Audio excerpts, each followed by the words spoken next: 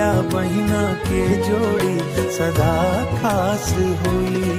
बचपन के दिनवा याद रे भैया, संग संग खेलल आंगनवा में भैया। कभी तू उठला कभी हम मनैली, छोटी छोटी बात पर खूब लड़ैली।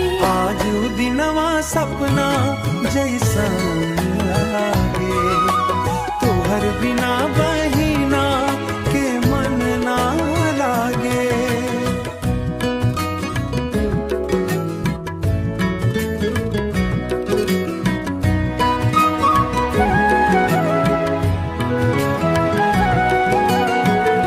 राखी के दिन बहिना तोहरा याद करई, भैया के कलाई खातिर मनवा तरसई।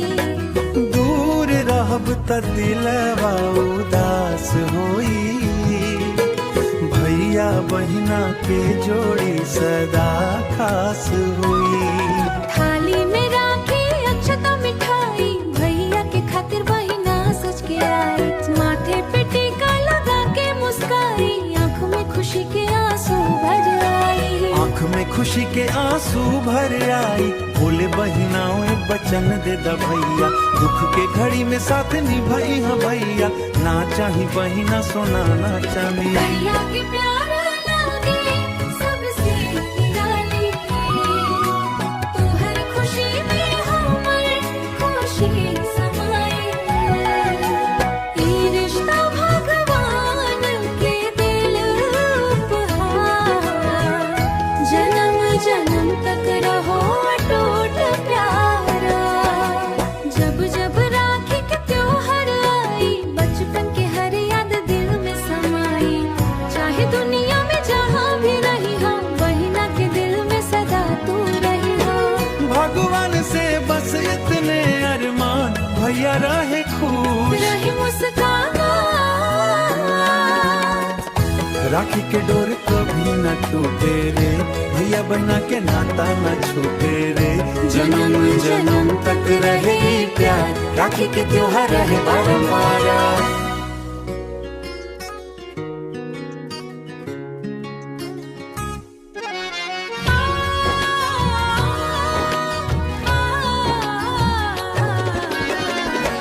राखी के डोर में बंधल बा प्यार रे, भैया तू रही है सदा खुशहाल रे। बहना के आँख में सजल अरमान रे, जन जन्म के तू ही है मर पहचान रे। बचपन के गलियन में खेलल खेलवा, कभी रूठल भैया कभी रूठल बहिनवा।